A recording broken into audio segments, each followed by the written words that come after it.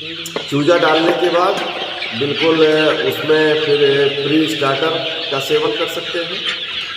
Pre starter साथ में डाल देंगे तो बच्चे खाना और पीना दोनों शुरू कर देंगे।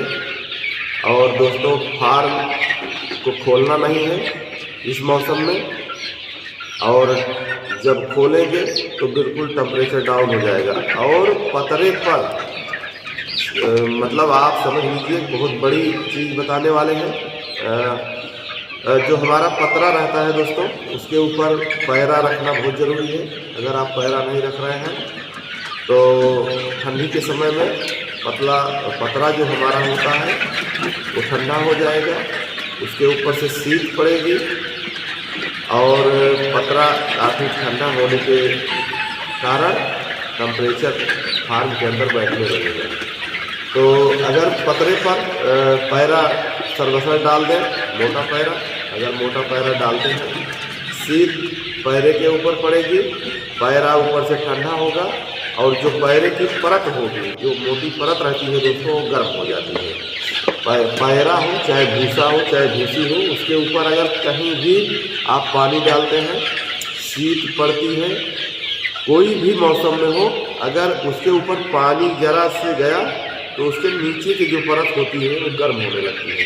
इसको आप समझ लीजिए, बहुत महत्वपूर्ण जानकारी है।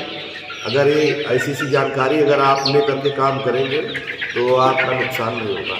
तो मोटी परत जो रहती है वो बहुत गजब की चीज़ है।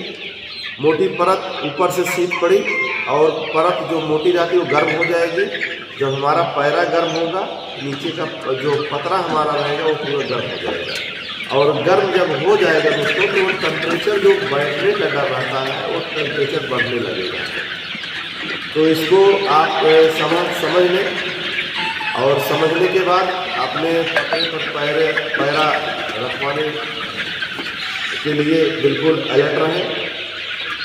तब भी आपके चूजे एकदम बिल्कुल स्वस्थ रहेंगे, न मोटलिटी होगी। इक्का दुक्का अगर मरते हैं 2, 3, 4, 10, इससे कुछ नहीं होने वाला है।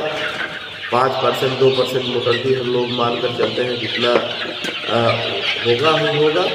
लेकिन अगर जो हमारे कहीं कोई फार्मर बहुत तेज है, वो 10-5 मोटलिटी के आगे नहीं हुआ है। तो ये समझने का फेर है। और कहीं बता करके भी लोग नहीं करते हैं, सुन करके अनदेखी कर देते हैं। तो दोस्तों, बहुत बड़ी भूल है।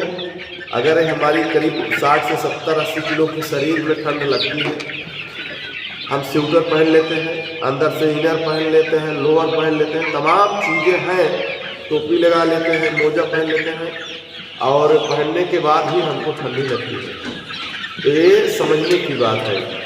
इसी कारण आप छोटे 50 ग्राम के बच्चे होते हैं दोस्तों, अगर उनकी व्यवस्था आप नहीं करेंगे तो मर जाएंगे।